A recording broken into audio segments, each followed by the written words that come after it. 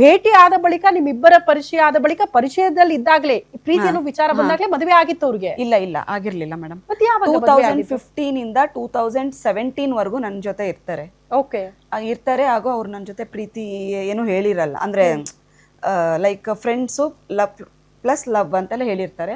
ನಾನು ನಮ್ಮ ತಂದೆ ತಾಯಿಗೆ ಹೇಳ್ಬಿಟ್ಟು ಮದುವೆ ಪ್ರಸ್ತಾಪ ಇಟ್ಬಿಟ್ಟು ನೆಕ್ಸ್ಟ್ ನಾವು ಮುಂದುವರಿಯೋಣ ಅಂತ ಹೇಳಿರ್ತೀನಿ.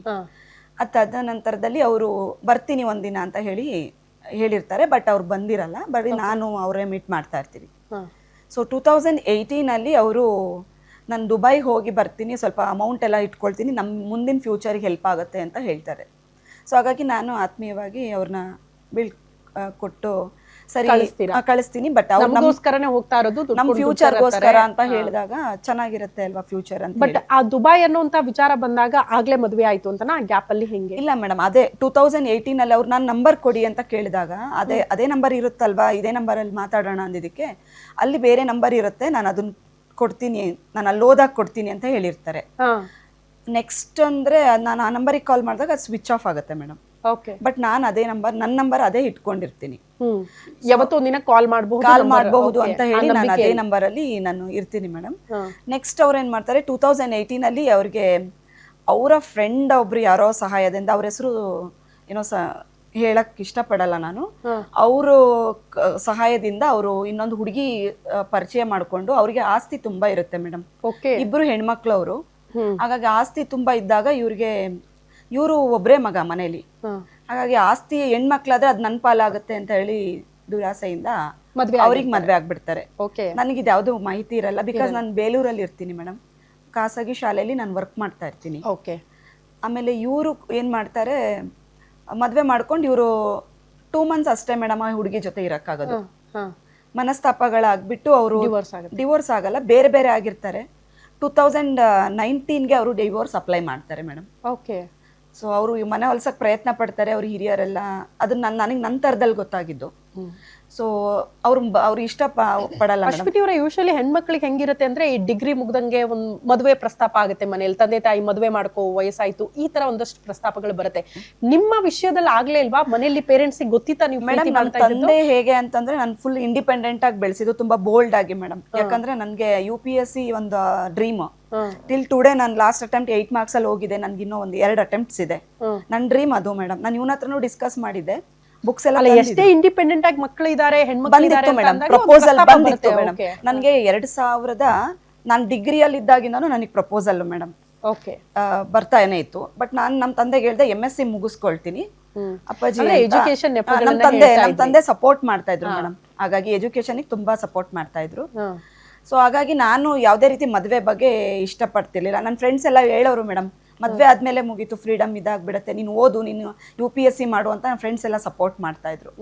ಸೊ ಆ ಡ್ರೀಮ್ ಉದ್ದೇಶದಿಂದ ನಾನೇನ್ ಮಾಡ್ತಾ ಇದ್ದೆ, ಮದುವೆನ ಪ್ರಪೋಸಲ್ಸ್ನ ಕ್ಯಾನ್ಸಲ್ ಮಾಡ್ತಾ ಇದ್ದೆ. ಆಮೇಲೆ ನಮ್ಮ ತಂದೆಗೂ ಹೇಳ್ದೆ ಮೇಡಮ್, ಈ ತರ ಶರತ್ ಅಂತ ಒಬ್ರು ಪರಿಚಯ ಆಗಿದ್ದಾರೆ, ನಾನು ಅವ್ರನ್ನೇ ಮದ್ವೆ ಆಗ್ತೀನಿ ಅಪ್ಪಾಜಿ ಅಂದಿದ್ದಕ್ಕೆ ಅವ್ರನ್ನ ಮನೆಗೆ ಕರಿ, ನಾನು ಮಾತಾಡದೆ ನಾನು ಯಾವ್ದೋ ಹೇಳಿದ್ರಿ ಒಂದು ದಿನ ಧೈರ್ಯ ಮಾಡಿ ತಂದೆ ಹತ್ರ ಹೇಳಿದ್ರಿ ಪ್ರೀತಿ ಮಾಡ್ತಾ ಇದ್ದೀನಿ ನಾನು. ಬಿಕಾಸ್ ನಮ್ಮ ತಂದೆ ನಾನು ಫ್ರೆಂಡ್ಸ್ ತರ ಇದ್ದಿದ್ದು, ಎಲ್ಲಾ ಶೇರಿಂಗ್ ಮಾಡ್ತಾ ಇದ್ವಿ. ನಮ್ಮ ತಂದೆ ತುಂಬಾ ಅಟ್ಯಾಚ್ಮೆಂಟ್ ಇತ್ತು, ತಾಯಿ ಕಡೆನೂ ಇದೆ. ಬಟ್ ಆ ತಾಯಿಗೆ ಅಷ್ಟು ಅಂದ್ರೆ ಅವ್ರಿಗೆ ಜಾಸ್ತಿ ಓದಿಲ್ಲ ಮೇಡಮ್, 10th ಅಷ್ಟೇನೆ, ಗೊತ್ತಾಗಲ್ಲ ಅವ್ರಿಗೆ, ಪ್ರಪಂಚ ಜ್ಞಾನ ಅಷ್ಟೊಂದು ಚೆನ್ನಾಗಿಲ್ಲ ಮೇಡಮ್.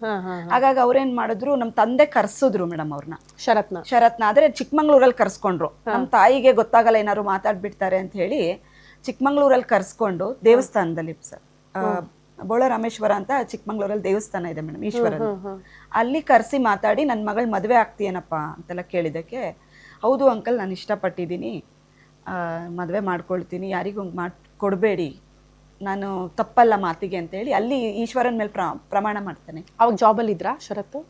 ಅವನದು ಪ್ರೈವೇಟ್ ಮೇಡಮ್, ಅದು ಅಕೌಂಟ್ಸ್ ಅಲ್ಲಿ GST ಇದೆಲ್ಲ ಪ್ರೈವೇಟ್ ತಗೊಂಡು like on work from home.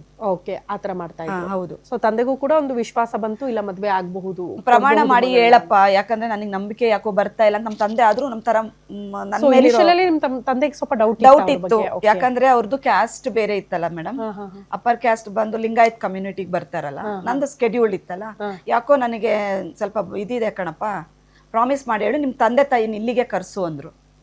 ಅಂದ್ರೆ ಅವರು ನಮ್ಮ ತಾಯಿಗೆ ಏನೋ ಹೆಲ್ತ್ ಪ್ರಾಬ್ಲಮ್ ಇಶ್ಯೂಸ್ ಇದೆ, ನಾನು ನಂತರ ದಿನದಲ್ಲಿ ಕಳಿಸ್ತೀನಿ ಅಂತ ಹೇಳಿ ನನಗೆ ಪ್ರಾಮಿಸ್ ಮಾಡಿ ನಮ್ಮ ತಂದೆ ಇದ್ರಿಗೆ ಹೋದ್ರು. ಹಾಗಾಗಿ ನಿಮ್ಮನ್ನೇ ಮದ್ವೆ ಆಗ್ತೀನಿ ಅಂತ ಪ್ರಾಮಿಸ್ ನಂಬಿಕೆ ಬಂತು ಮೇಡಮ್. ಹಾಗಾಗಿ ಸ್ಟ್ರಾಂಗ್ ಫೇತ್ ಬಿಲೀಫ್. ಬಟ್ ನಿಮಗೆ ಯಾವಾಗ ಗೊತ್ತಾಯ್ತು ಶರತ್ ಒಂದು ಮದ್ವೆ ಆಗಿ ಡಿವೋರ್ಸ್ ತನಕ ಬಂದಿದೆ ಅದು ಅಂತ? ಮೇಡಮ್ ಅದು ಈಗ ನಾವು ಅವ್ರ ಮೇಲೆ ಕಂಪ್ಲೇಂಟ್ ಮಾಡಿ FIR ಆಗೋಕ್ಕಿಂತ ಒನ್ ಮಂತ್ ಹಿಂದೆ. ಓಕೆ. ಅದು ಯಾಕೆ ಅಂತಂದ್ರೆ ಮೇಡಮ್ ಅವರು ನನ್ನ ಜೊತೆ ಕೂತಾಗ ಸೊ ಸ್ಟಿಲ್ ಒಂದ್ ತಿಂಗಳ ಹಿಂದೆ ತನಕ ನಿಮಗೆ ಗೊತ್ತಿಲ್ಲ ಅವರು ಒಂದ್ ಮದ್ವೆ ಆಗಿ ಡಿವೋರ್ಸ್ ಆಗಿದ್ದವರು ಅಂತ? ನೋ ಗೊತ್ತೇ ಇಲ್ಲ ನಿಮ್ಗೆ? ಮೇಡಮ್ ತುಂಬಾ ಹೈಡ್ ಮಾಡಿದ್ರು. ನಾನು ಅವ್ರ ಪರ್ಸನಲ್ ವಿಷಯದಲ್ಲಿ ನಾನು ಇಂಟರ್ಫಿಯರ್ ಆಗ್ತಿತ್ತಿಲ್ಲ. ನಂದೇನಿದೆ ನನ್ನ ವರ್ಕು ಅಷ್ಟೇ. ಅವ್ರಿಗೆ ಏನಾದ್ರು ಇದ್ರೆ ಕೇಳ್ತಿದ್ದೆ. ಬಟ್ ಅಶ್ವಿನಿ ಅವ್ರ 10 ವರ್ಷದ ಪ್ರೀತಿ ಅಂತೀರಿ, ಅವ್ರನ್ನ ನಂಬಿದ್ದೀರಿ, ಮಾತಾಡ್ತಾ ಇದ್ರಿ, ಭೇಟಿ ಆಗ್ತಾ ಇದ್ರಿ, ಓಡಾಡ್ತಾ ಇದ್ರಿ. ಅವ್ರ ಫ್ಯಾಮಿಲಿ ಬಗ್ಗೆ ನಿಮಗೆ ಪರಿಚಯ ಆಯ್ತಾ? ಅವ್ರ ಬ್ಯಾಕ್ ಗ್ರೌಂಡ್ ಬಗ್ಗೆ ತಿಳ್ಕೊಬೇಕು ಅಂತ ಆಸಕ್ತಿ ಹೋದೆ ಇರ್ಲಿಲ್ವಾ? ಮೇಡಮ್. ನಾನು ಹೋದೆ. ನನ್ಗೆ ಯಾವಾಗ ಪ್ರೀತಿ ಅಂದ ತಕ್ಷಣ ಹೇಳಿದ್ರಲ್ಲ ಆ ಟೈಮಲ್ಲೇ ನಾನು ಹೋಗ್ಬಿಟ್ಟೆ ಅವ್ರ ಮನೆಗೆ. ಅವ್ರ ತಾಯಿನ ಒಂದ್ಸಲ ನಾನು ಅವ್ರ ಮನೆಗೆ ಹೋದಾಗ ಇವ್ರು ಇರ್ಲಿಲ್ಲ. ಬಿಕಾಸ್ ನಾನು ಅವರು ಅಬ್ಸೆನ್ಸ್ ಅಲ್ಲೇ ಹೋಗಿ ತಾಯಿ ತಂದೆ ಮಾತಾಡ್ಸೋಣ, ಯಾಕೋ ಡೌಟ್ ಬರ್ತಾ ಇದೆಯಲ್ಲ ಅಂತ ಹೋದೆ. ಅವ್ರ ತಾಯಿ ತಂದೆ ಆತ್ಮೀಯವಾಗಿ ನನ್ ಬರ್ಮಾಡ್ಕೊಂಡು ಚೆನ್ನಾಗೆ ಮಾತಾಡ್ಸಿ ಅವ್ರ ಹಳೆ ಮದ್ವೆ ವಿಷಯನ ಅವ್ರು ಹೇಳೇ ಇಲ್ಲ ಮೇಡಮ್. ಅವ್ರ ತಾಯಿ ತಂದೆ ನೋಡಿ ಗೊತ್ತೇ ಇರ್ಲಿಲ್ವಾ ನೀವು ಮನೆಗೆ ಹೋದಾಗ ನೀವು ಪ್ರೀತಿ ಮಾಡ್ತಾ ಇರೋ ಹುಡುಗಿ ಅಂತ? ನಿಮ್ಮನ್ನ ಮದ್ವೆ ಆಗ್ತೀನಿ ಅಂತ ಕೂಡ ಹೇಳಿದ್ದು ವಿಚಾರಗಳು ಗೊತ್ತಿಲ್ಲ ಮನೆಯಲ್ಲಿ? ಹೆಂಗ್ ಕನ್ವೆ ಮಾಡಿದ್ರಿ ಅವ್ರ ಫ್ಯಾಮಿಲಿ? ಕನ್ವೆ ಅಂತಂದ್ರೆ ನಾನು ಸೀದಾ ಅವ್ರ ಮನೆಗೆ ಹೋದೆ ಮೇಡಮ್. ಅದು ನವರಾತ್ರಿ ಸಮಯದಲ್ಲಿ ಹೋಗಿ ಅವ್ರ ತಾಯಿ ಬರ್ಮಾಡ್ಕೊಂಡು ಯಾರಮ್ಮ ಅಂತೆಲ್ಲ ಕೇಳಿದ್ರು. ನನಗೆ ಅಶ್ವಿನಿ ಅಂತ ಹೇಳಿ ಅವ್ರ ಕ್ಲಾಸ್ಮೇಟ್ ಫ್ರೆಂಡ್ ಅಂತ ಪರಿಚಯ ಮಾಡ್ಕೊಳ್ತೀನಿ ಮೇಡಮ್. ಆಮೇಲೆ ನಂತರದಲ್ಲಿ ಅಲ್ಲೇ ಹೇಳ್ತೀನಿ. ಅವ್ರು ನನ್ನ ಫ್ರೆಂಡ್ ಅಂತ ಹೇಳ್ತಾ ಇರ್ಬೇಕಾದ್ರೆ ಅವ್ರು ನನ್ನ ಆಸ್ತಿ ಬಗ್ಗೆ ವಿಚಾರಿಸ್ತಾರೆ. ಓಕೆ. ಆಸ್ತಿ ಇದೆಯಾ? They are also money minded madam. Okay. ನಿಮ್ಮ ಆರ್ಥಿಕವಾಗಿ ಅಂದ್ರೆ ನಿಮ್ಗೆ ಸ್ವಂತ ಮನೆ ಇದೆಯಾ, ನಿಮಗೆ ಜಮೀನ್ ಇದೆಯಾ ಅಂತೆಲ್ಲ ಕೇಳಿದಾಗ ನನಗೆ ಜಮೀನ್ ಇದೆ, ಬಾಡಿಗೆ ಮನೇಲಿ ಇರೋದು, ಆದ್ರೆ ಸೈಟ್ ಇದೆ ಅಂತ ಹೇಳಿರ್ತೀನಿ.